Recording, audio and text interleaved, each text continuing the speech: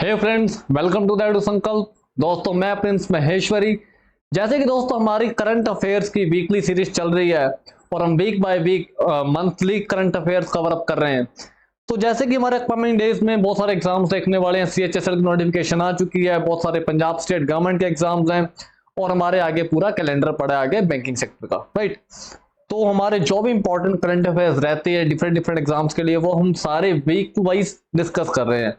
तो हम आज की वीडियो में डिस्कस कर रहे हैं जी अप्रैल फर्स्ट वीक के important current affairs. So video को एंड तक देखिएगा ताकि कोई भी करंट अफेयर आपका मिस ना हो। So let's start with the important current affairs of April first week. Utkal Divas, statehood day of which Indian state. Utkal Divas कौन सी स्टेट का स्टेटहुड डे है? इस दिन कौन सा दिन बना था, कौन सा मतलब कौन सी स्टेट बनी थी और उसको उत्कल दिवस के रूप में मनाया जाता है? तो ऑप्शन देखते हैं जी, केरला, ओडिशा, कर्नाटका या तमिलनाडु। तो उसका करेक्ट आंसर है जी ऑप्शन बी, ओडिशा। ठीक है, फर्स्ट अप्रैल को होता है जी उत्कल दिवस। 1936 में ओडिशा स्टेट बनी, पहले ओडिशा था नाम, अभी ओडिशा प्रेजेंट नेम। 1936 में बनी जी और फर्स्ट अप्रैल 1936 को बनी ओडिशा स्टेट। ठीक है, तो ओडिशा स्टेट का जो स्टेटहुड डे है उसे सेलिब्रेट किया जाता है एज उत्कल दिवस। तो ये इंपॉर्टेंट क्वेश्चन है। ठीक है, और जो ओडिशा के CM है वो है जी नवीन पटनायक जी,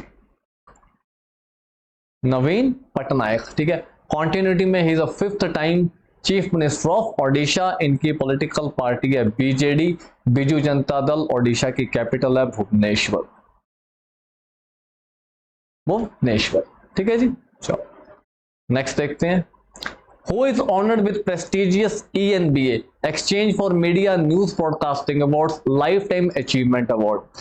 किसे नवाजा गया जी ENBA Lifetime Achievement Award के साथ? ऑप्शन देखते हैं। Option A Sudhir Chaudhary, option B N Chandrasekaran, option C Vineet Jain या ऑप्शन डी रजत शर्मा। तो उसका करेक्ट आंसर है जी ऑप्शन सी, विनीत जैन। विनीत जैन के हैं जी टाइम्स ग्रुप के मैनेजिंग डायरेक्टर, टाइम्स ग्रुप के MD हैं जी, मैनेजिंग डायरेक्टर है विनीत जैन। इन्हें ENBA life time achievement award से नवाजा गया। ठीक है जी, अगला देखते हैं। Miami open 2024। ठीक है, जो इंडिया के स्टार है रोहन बोपन्ना एंड मैट एब्डन। ठीक है जी, कौन सी जोड़ी जीत गई? भारत के रोहन बोपन्ना और मैट एब्डन, इन दोनों ने जीत लिया है डबल्स में मियामी ओपन। ठीक है जी, मियामी ओपन किसमें होता है? लॉन टेनिस में। ठीक है, किस चीज के प्लेयर हैं जी? Lawn tennis. डन, अगला देखते हैं। Who has been appointed to chair the committee for protecting Delhi's forest by the Delhi High Court? Delhi high court ने एक कमेटी अपॉइंट की है जी, ठीक है, जो रिकमेंडेशंस देगी, सुझाव देगी। ठीक है जी, किस चीज के लिए? जो दिल्ली के फॉरेस्ट हैं उसके प्रोटेक्शन के रिगार्डिंग, राइट। तो इस कमेटी के चेयरमैन कौन है? ठीक है जी, तो ऑप्शन देखते हैं। Justice Tushar Rao Gidela, option B justice Najmi Waziri, option C justice Gautam Narayan या option D justice Aditya Narayan Prasad. उसका करेक्ट आंसर है जी option B, justice Najmi Waziri. Justice Najmi Waziri है जी, ठीक है, जिनके अंडर कमेटी सेटअप की गई है जो दिल्ली के जो फॉरेस्ट है, ठीक है, उसकी प्रोटेक्शन के रिगार्डिंग, राइट। चलो अगला देखते हैं। Who became the president of FICCI's Ladies Organization? जो FICCI's की लेडीज ऑर्गेनाइजेशन है उसके प्रेसिडेंट कौन अपॉइंट हुए हैं? ऑप्शन देखते हैं। सावित्री जिंदल, रोशनी नाडर मल्होत्रा, फाल्गुनी नायर या जयश्री दास वर्मा। ठीक है, जो FICCI की लेडीज ऑर्गेनाइजेशन है one of the oldest industrial organisation है जो लेडीज की, ठीक है, फीमेल्स की। तो FICCI क्या है? First of all FICCI federation chamber of Indian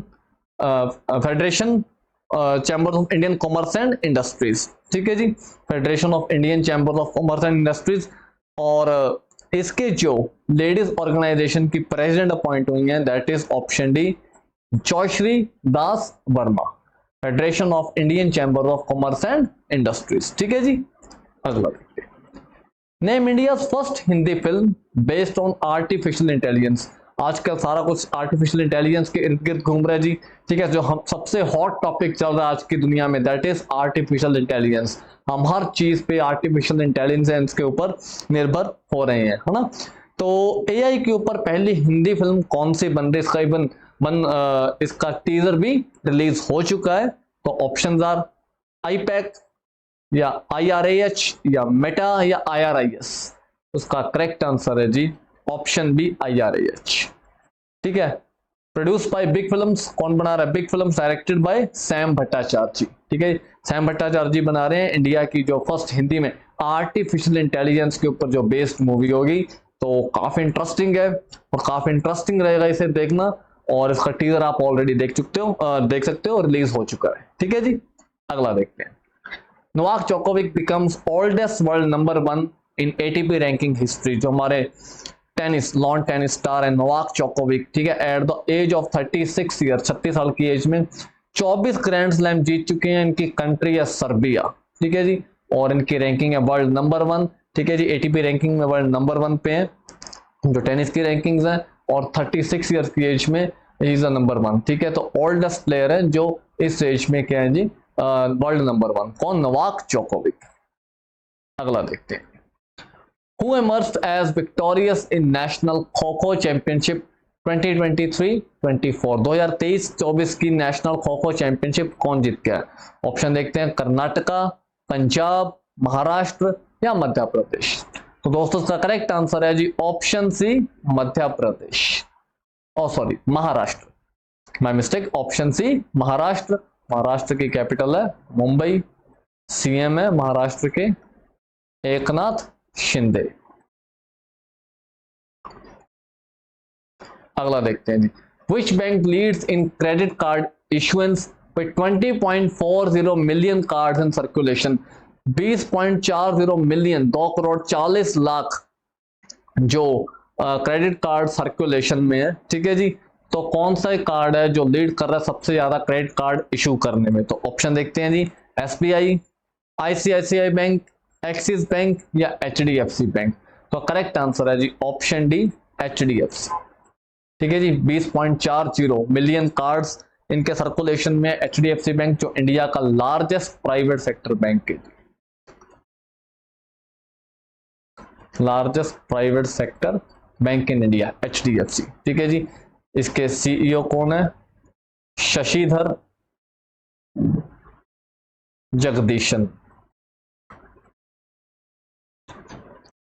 next देखते हैं जी। Who sworn in for the third term as Egyptian president, कौन तीसरी बार इजिप्ट के प्रेसिडेंट बन चुके हैं जी? तो ऑप्शन देखते हैं, Abdul Fattah al Sisi, Haitham bin Tariq al Said, Abdullah second या अबी अहमद। उसका करेक्ट आंसर है जी option A Abdul Fattah al CC.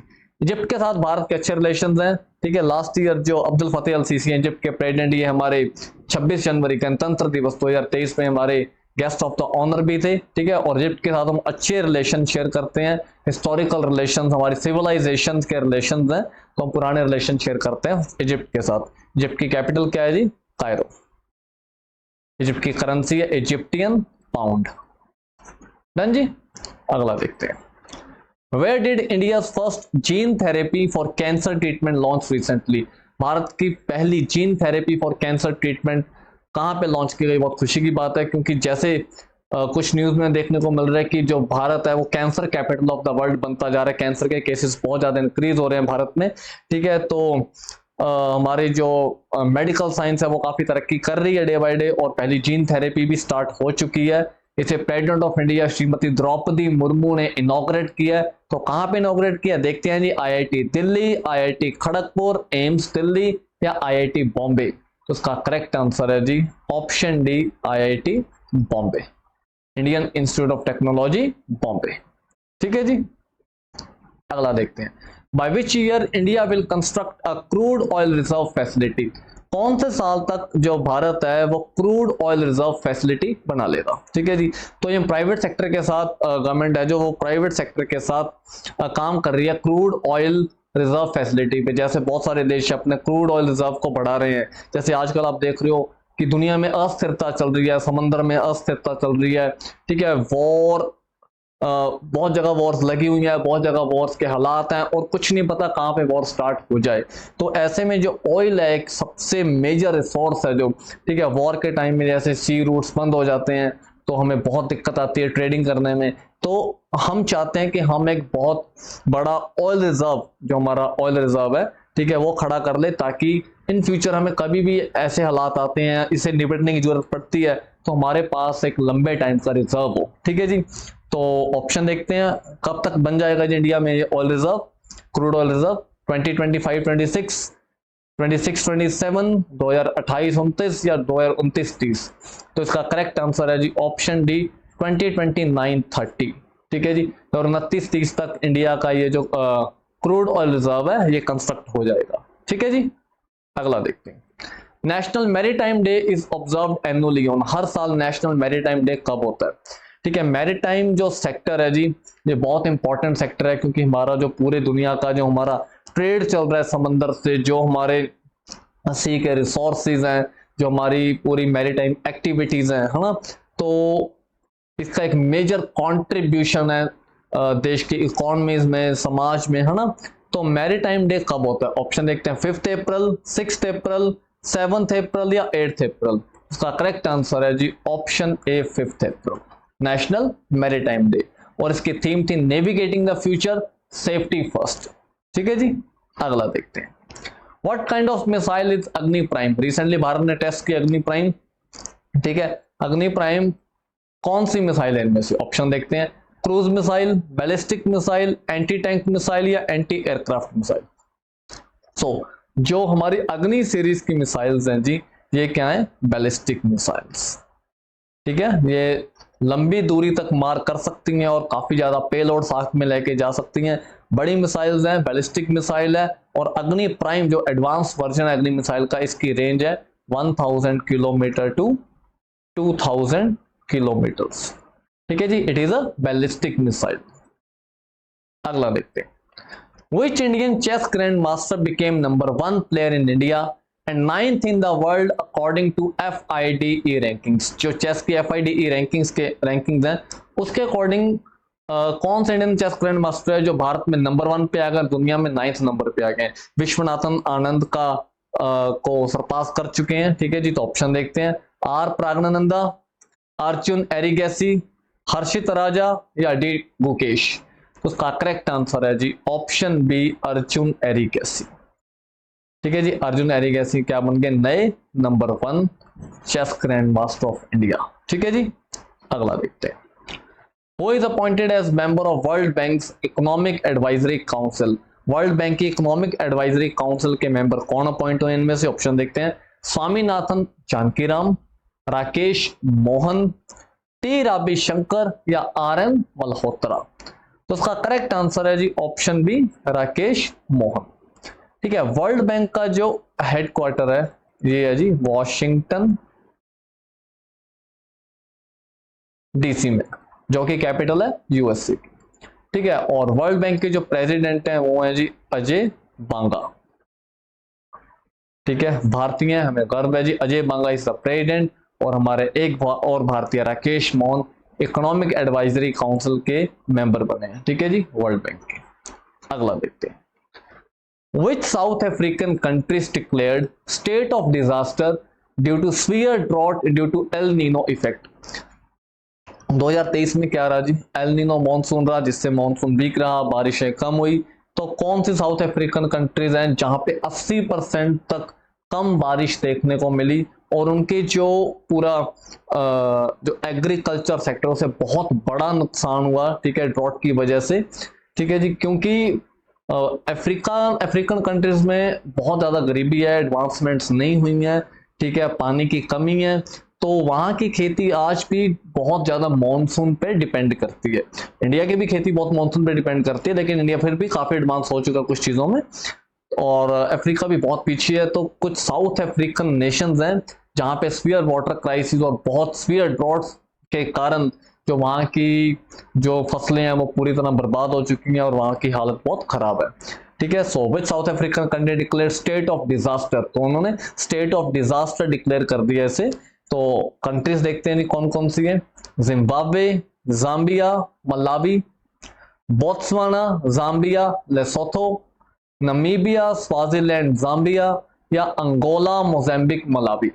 उसका करेक्ट आंसर है दोस्तों option A, Zimbabwe, Zambia and Malawi. इन्होंने स्टेट ऑफ डिजास्टर डिक्लेयर किया due to El Nino effect, ठीक है, जहां यहाँ का फूड खत्म हो गया तो अकाल की स्थिति है यहाँ पे, ठीक है जी, और इन्हें बहुत इमीडिएटली बहुत जल्दी मदद की जरूरत है पूरी दुनिया से, ठीक है जी। अगला देखते हैं।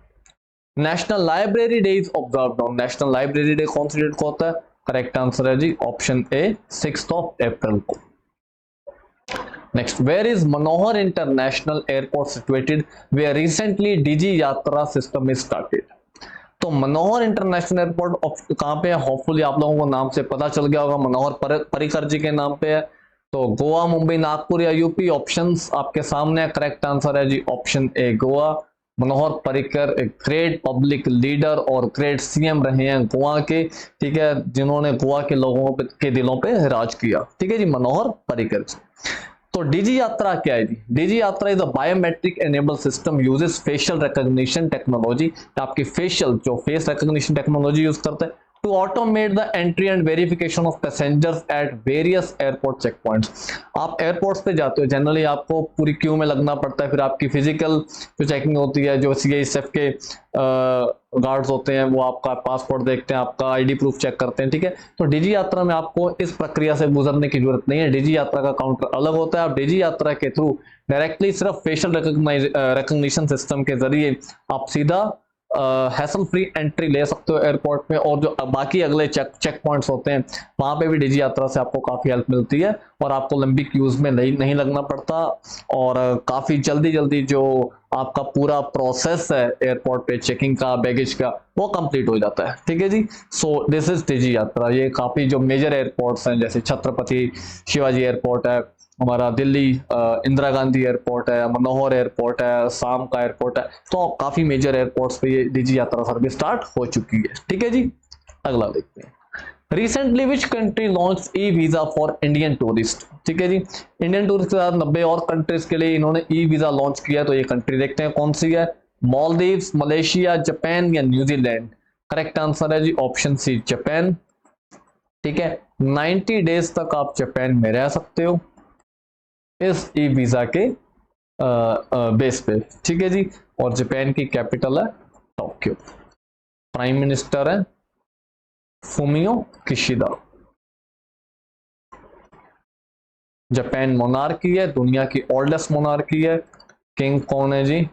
नारुहितो। डन। अगला देखते हैं। Sitar and tanpura from which town of Maharashtra got GI tag? Maharashtra के कौन से एक छोटे टाउन के सितार और तानपुरा को जीआई टैग मिला है जी? तो ऑप्शंस आर सोलापुर, मिराज, लातूर या बीड? करेक्ट आंसर है जी ऑप्शन बी, मिराज, ठीक है। और जीआई टैग्स का रजिस्ट्री ऑफिस कहां पे है जी? चेन्नई में। अगला देखते हैं। Who wrote the book the idea of democracy? Idea of democracy ये बुक किसके द्वारा लिखी गई है? Options are Navdeep Gill, Ruskin Bond, Sam Pitroda या शशि थरूर?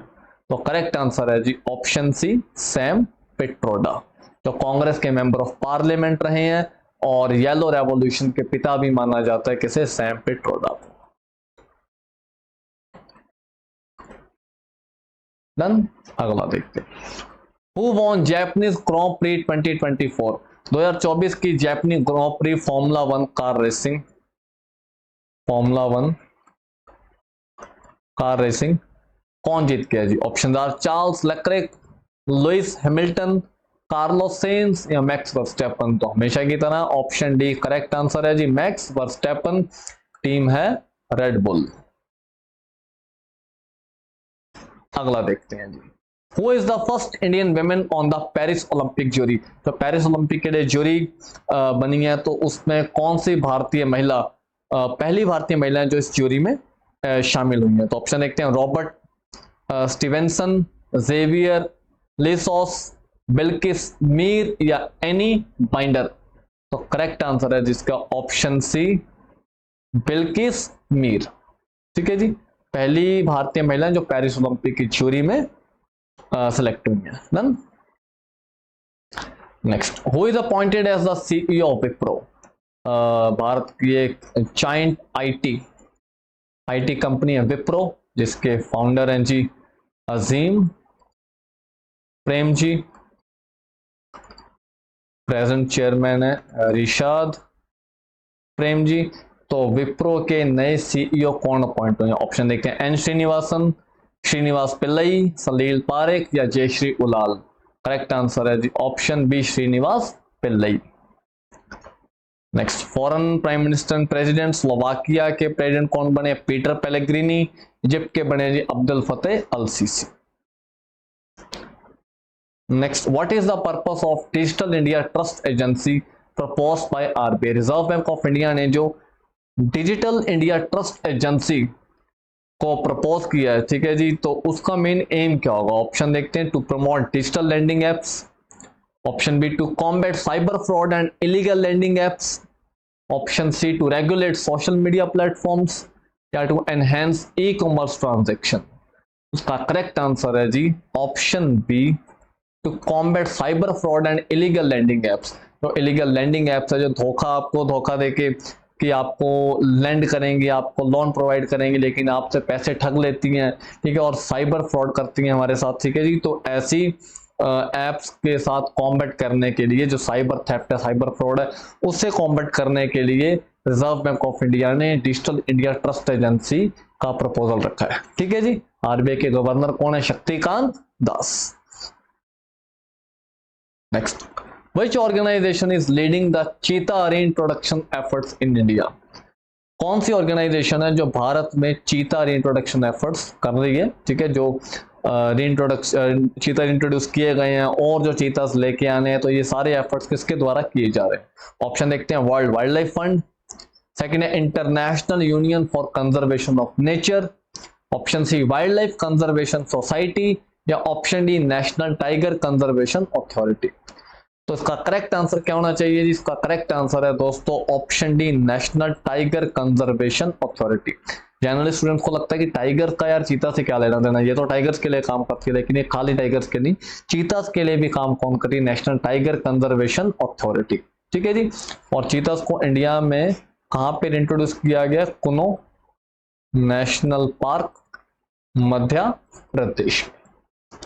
अगला देखते हैं, Kumbum valley recently seen in news is located in which state? Kumbum valley Bharat की कौन सी स्टेट में है, ठीक है। तो न्यूज में किस लिए थी जी? कुंभम वैली फेमस है ग्रेप्स के लिए, फेमस फॉर ग्रेप्स, ठीक है जी। जो इंडिया की टोटल 85% जो ग्रेप्स की प्रोडक्शन है, जो हाई क्वालिटी ग्रेप्स, न्यूट्रिशन से भरपूर जो ग्रेप्स है, वो कुंभम वैली में प्रोड्यूस होते हैं, ठीक है जी। जो हमारी वाइन्स हैं या स्पिरिट्स हैं, उसमें भी कुंभम वैली के ग्रेप्स यूज किए जाते हैं।